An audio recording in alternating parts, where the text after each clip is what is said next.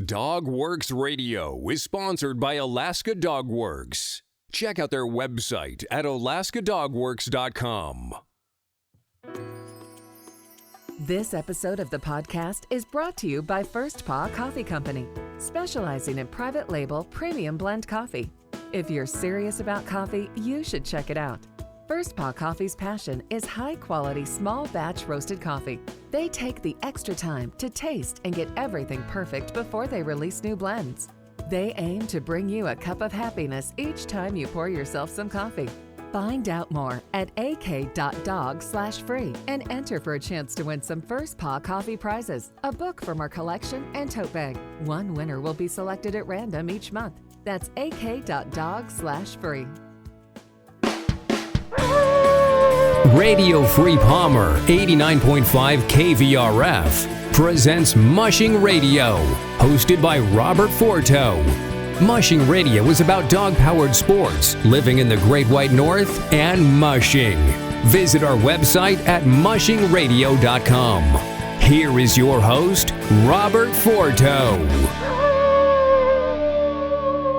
Hello and welcome, everybody. This is Robert Forto, and you're listening to Mushing Radio here on KVRF 89.7 in the Mat-Su Valley. radiofreepalmer.org is our live streaming site, and you can hear all of our episodes over on dogworksradio.com. And today I'm joined by my co-host, Alex Stein. He's calling in from California, and today we're talking all about Iditarod. Alex, what's happening?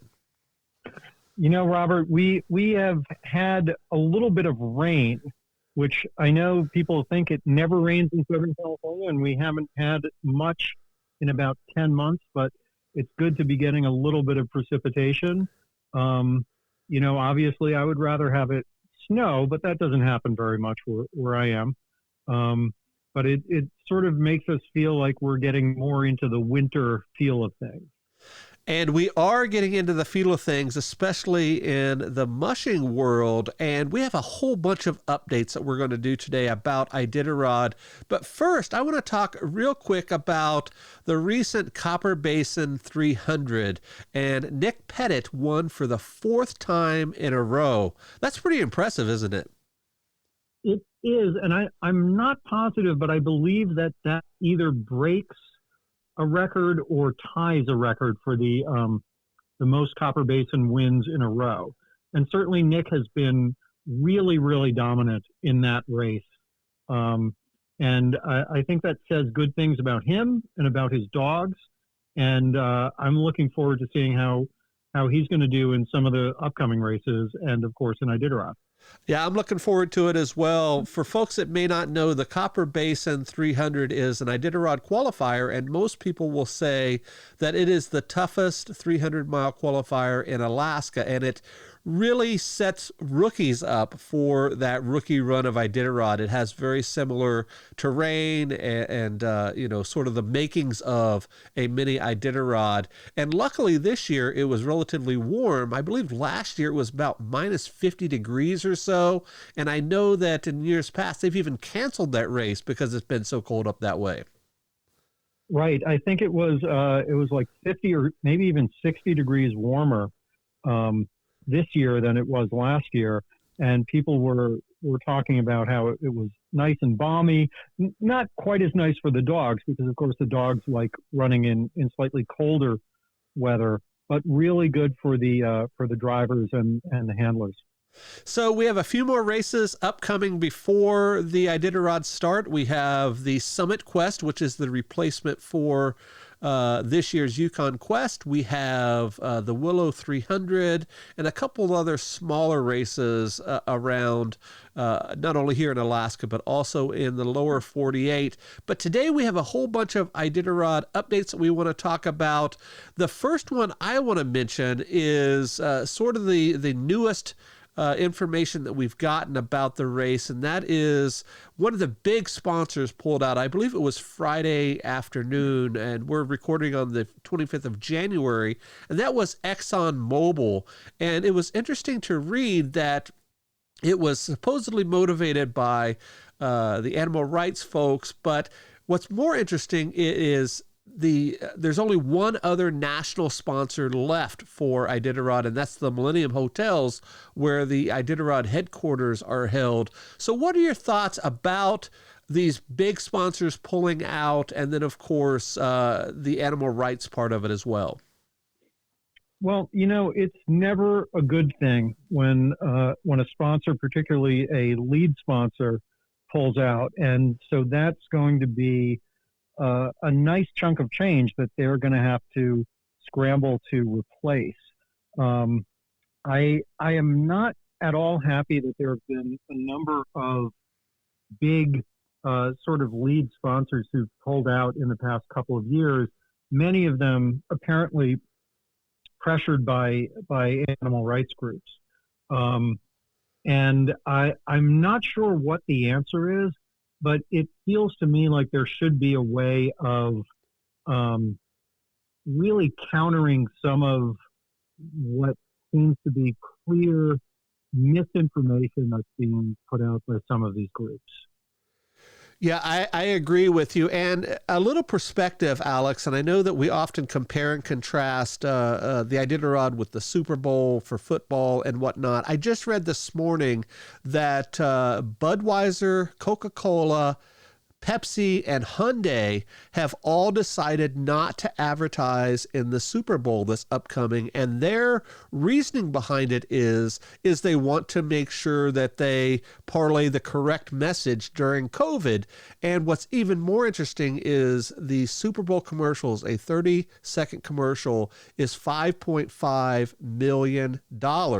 So I think it could be partly that reason. Of course, the animal rights folks want to say, hey, it's because of the dog, all the dog deaths and all that. But I think it's either, number one, purely financial because of the climate that we live in, but also just the uncertainty of what's going to happen in the world in the next 12 months or so. Right. And, a lot of people in the past few days have reacted about ExxonMobil and saying that they want to boycott ExxonMobil. There's then been a backlash of a lot of prominent Iditarod figures, including Mitch Seavey and Mark Nordman, who are coming out very strongly and saying we should be looking towards the future and we should be thanking sponsors for how much they've sponsored the race in the past. And I definitely can see a case being made for that. It's really sad to me that it's really sad when sponsors pull out, especially when there's a sense that they're pulling out because of, or partly because of, information that's not really accurate and that is not really true about dog care. So we know through several reports over the last couple of years that the Iditarod is struggling a little bit financially. Of course, with all these sponsors pulling out, it makes it even more difficult. And I know there was an article earlier in the year that said that the entry fees are lower, and of course the purse will be lower because of that. So as a fan, how does this affect you and how you watch the sport, participate in the sport, and how do you think it affects the sort of the bottom line or the future of Iditarod? I think for the actual effect of how I'm going to experience Iditarod, at least this year, I don't think there is any real change, but it does make me worry about the long-term viability of the race. And we know that the race is something that, in relative terms, for the amount of terrain that it covers and for the number of people involved, it's really always been run on kind of a shoestring. Even in years when the race was relatively flush, it's not like there's a ton of money being spent by the ITC on the race. And so it worries me that, this is, and I've seen some reports that it's $200,000 or $250,000 a year that the ITC is going to have to find from some other source or scale back their spending when they're not really spending all that much to begin with. So I'm concerned about it as a fan in terms of the long-term effects on the race.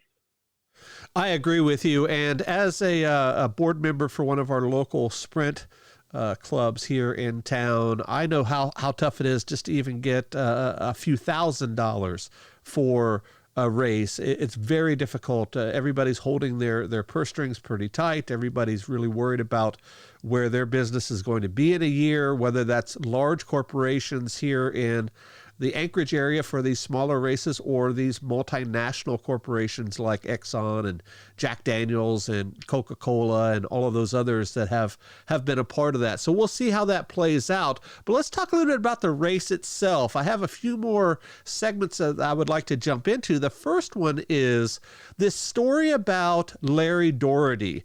And he mentioned on social media, I believe it was a week or two ago, that he had planned to sign up for the race very late and carry vaccines on the trail to some of the villages along the trail. So what do you think about Larry's story and what he's anticipating on doing in the upcoming race?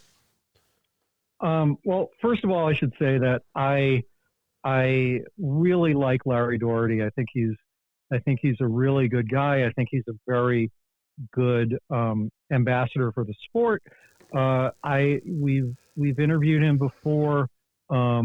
He's someone who always seems to be. He's a doctor. I believe he's an oncologist, and he's someone who always seems to be involved in doing interesting and fun things. He climbs mountains when he's not practicing medicine and mushing dogs, and so I think Larry Doherty is a really good guy and a really interesting person to follow from a fan's perspective.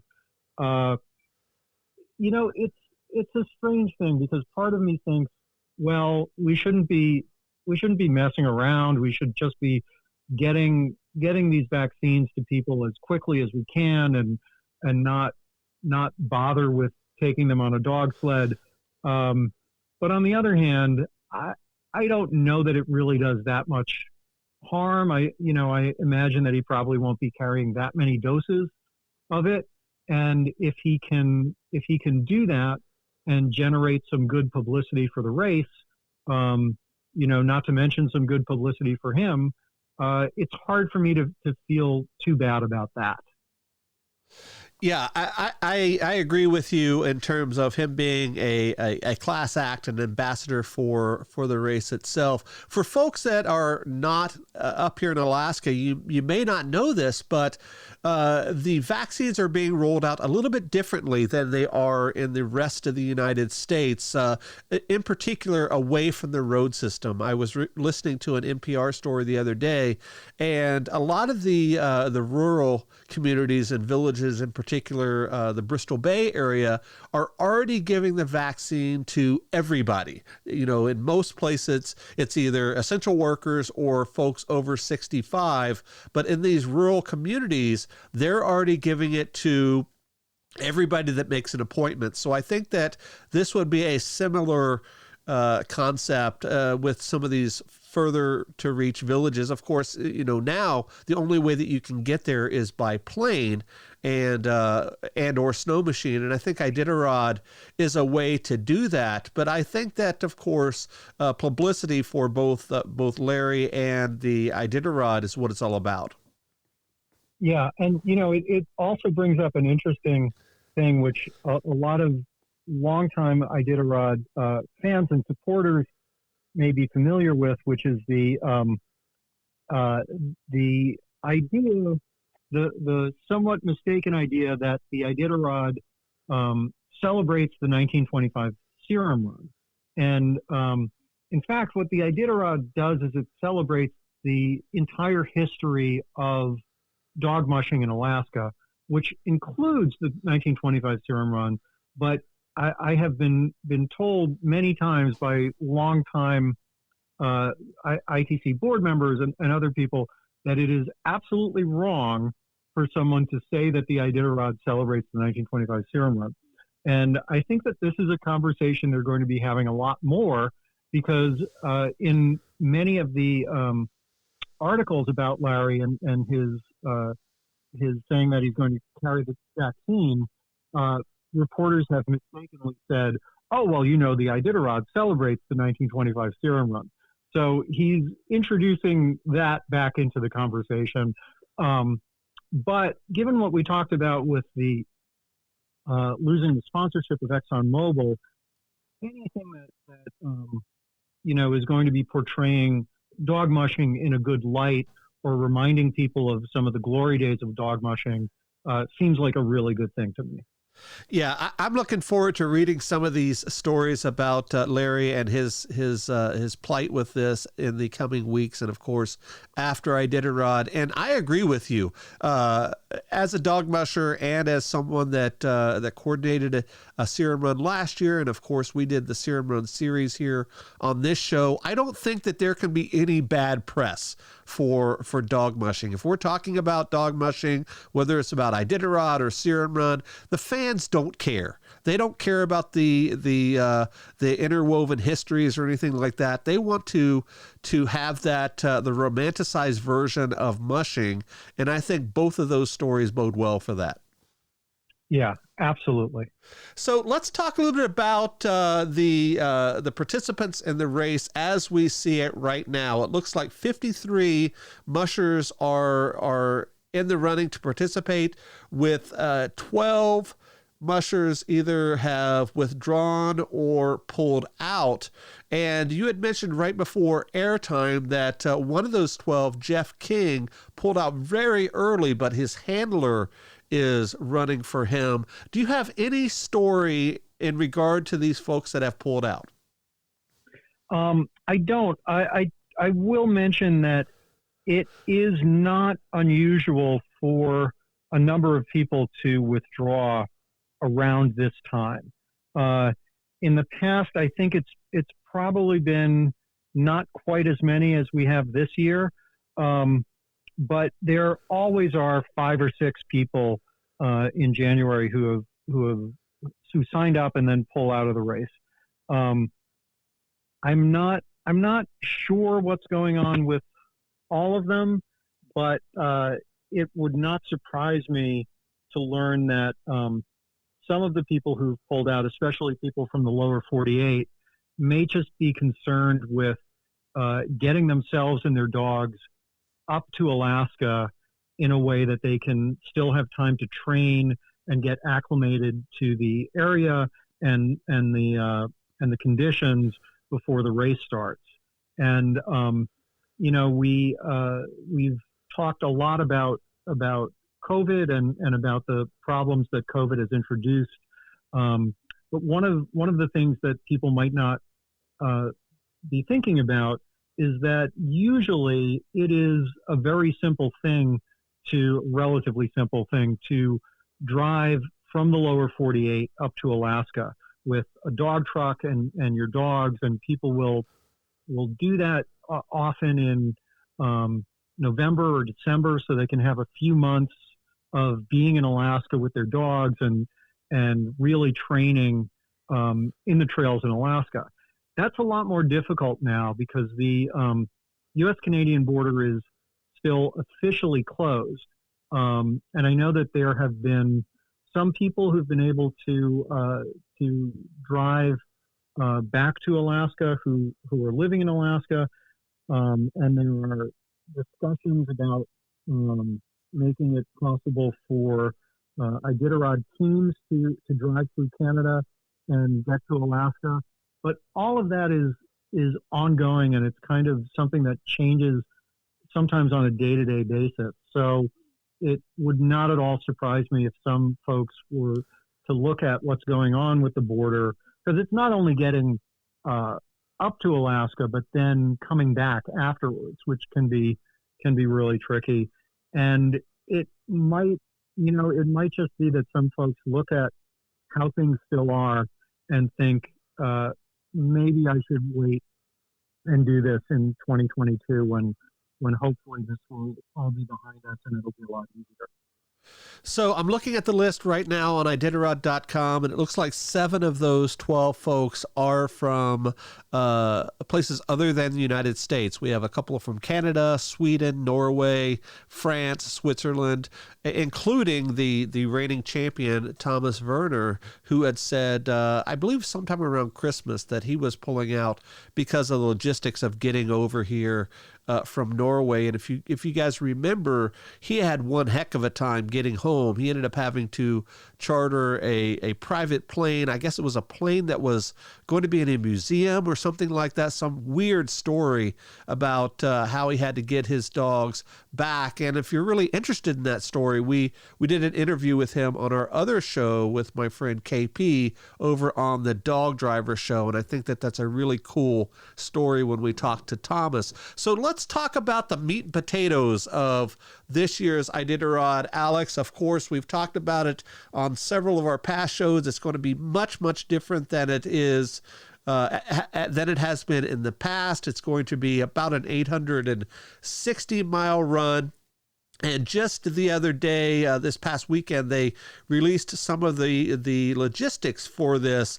And the first thing I want to talk about, of course, and then maybe we can go sequentially or chronologically as the race progresses, is that there is not going to be any banquet. And it's my understanding that they are going to do the ceremonial start, but it's going to be very similar to a virtual event. They're not going to allow a lot of fans down there. Of course, you can't kick everybody off the streets, but I don't know if they're going to have a ceremonial start as if they already have done it in the past. What do you think about those two things? It makes a lot of sense. I don't really know the details, and I don't think they've released many of the details about how they're going to do the ceremonial start. As you said, it's in downtown Anchorage, so it's hard to block off all of downtown Anchorage, but in the past, there have been, 10 to 15,000 people who would come out for that. And you would have all along the streets in downtown, people would be lined up sometimes like 3 or 4 deep to see people coming out. Obviously with COVID still raging most places, that's not something that you want. So I would be very interested to see how they're going to do that. And but what concerns me a little bit is the idea of not having the banquet before the race in Anchorage, because I know that is an event that pulls in an enormous amount of money for the race. And so with, not having the revenue coming in from that banquet, I would think that would be putting even more financial pressure on the race at a time when there was already a lot of financial pressure on it. Well, it definitely could work, as a lot of these other events are doing it online in these virtual type silent auctions and lotteries and that sort of thing. I can perceive that's how it's going to be working out, because a lot of that money does come in after the dinner and before that, the musher draw, which definitely could be on online virtually. And then, of course, you could bid on these trips that they give away and all this other stuff. So I think that could work as well. So let's talk about the race itself. They just released about 2 weeks ago that they're going to start the race at Deshka Landing up here in Willow. They are not going to do it at the normal spot here at the community center. They're going to launch from the airstrip there at the Deshka Landing. And I've been to this airstrip many times with my dog team on other races. It's often the spot where they will hold their checkpoint. So it's a very large area where they can do this. And then they're going to go through Willow Swamp and then down Corral Hill, then, of course, onward to the checkpoints. And before we get too far in it, Alex, I just wanted to mention the Yentna station story that came out just the other day. Dan Gaberzak passed away. I believe he died from cancer just the other day. I know you met Dan when you stayed up at Yetna. What are your thoughts about Dan and the family? I just met him that one time. I don't really know him, but my impressions of him from that brief time and from hearing other people talk about him is that he was a real character, a real, quintessential Alaskan character. He had his way of doing things, and that's how he wanted them done. And he was a little bit, a little bit off center, perhaps, but very, very, very nice to me and to all of the people that I saw him interact with.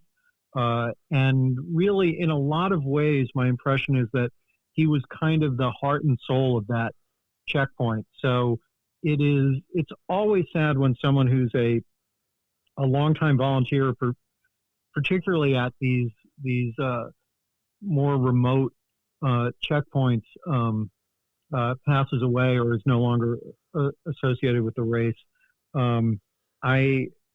I definitely had a very strong impression of him, even from meeting him once, and I think it's a big loss to all of us, actually.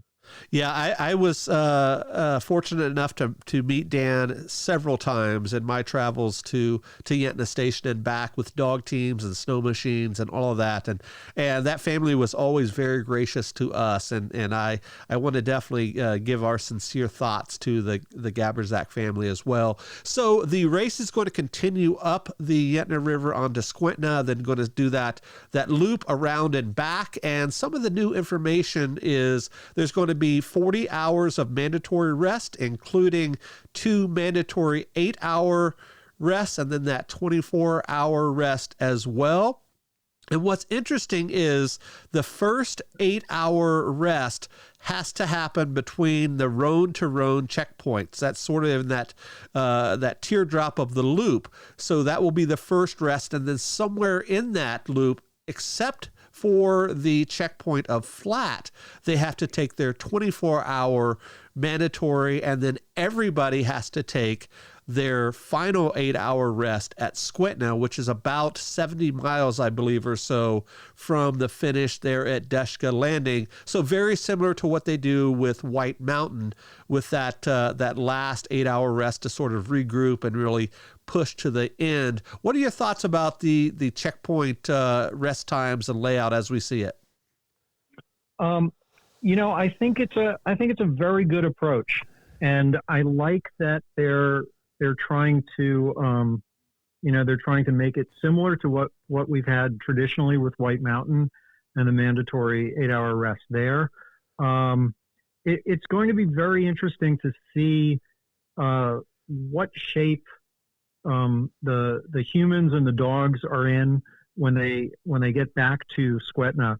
And this is kind of a very different sort of race, and I think that, as we talked about before, I think this makes a lot of sense for a way to do the race this year, so that we can still have the race, we can still have it be approximately the same length, a little bit shorter, but approximately the same length. So I'm looking forward to it. Yeah, I am too. And one final thing I want to mention, a friend of mine who's going to be running her Iditarod as a rookie this year, she said that she's really concerned about packing up food and her supplies going to these checkpoints, because a lot of these checkpoints are not going to have services available like they have done in the past.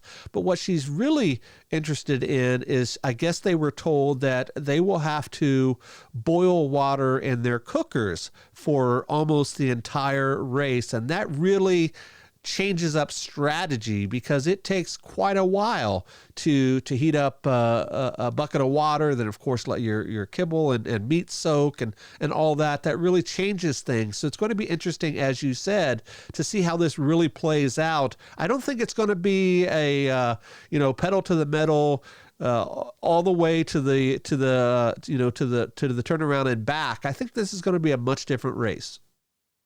Yeah, I agree. And I think that what's interesting is that in a lot of ways, this is going to be more of a throwback to the earlier days of the race. And there's going to be a lot more emphasis on the mushers being much more self-sufficient and having to take care of a lot more things in a similar way to how it was in the first couple of years of the race, when there was a lot more camping, there was a lot more, people having to boil water and prepare their food rather than having a lot of amenities at some of these checkpoints. So I think that it is definitely going to be a very, very different race from any of the ones we've seen in the past, certainly in the past 15 or 20 years. But I think that's kind of cool. I think it's good to get back to having people be much more self-sufficient. I'm looking forward to it. I think it's going to be really exciting to watch this and hopefully cover the race here on our show, as we typically do on our nightly coverage of Iditarod. Alex, we are almost out of time. Real quick, how do folks find you on social media? Probably the best way to find me on social media is on Twitter. I tend to be on Twitter a lot these days, and I am at Coldfoot Films. Very good. And I am at Robert Forto. That's Forto. We will see you guys next time. Goodbye. Radio Free Palmer 89.5 KVRF presents Mushing Radio, hosted by Robert Forto. Mushing Radio is about dog-powered sports, living in the Great White North, and mushing. Visit our website at mushingradio.com. Here is your host, Robert Forto. Did you know that Alaska Dog Works trains service dogs for those in need throughout North America? Each and every service dog that is trained through the Lead Dog Service Dog Program and Michelle Forto and her team has an individual training plan. We train for autistic, mobility, psychiatric, and PTSD for our soldiers for service work. If you know of someone that may need a service dog, please take a moment and check out Alaska Dog Works on social media and at alaskadogworks.com.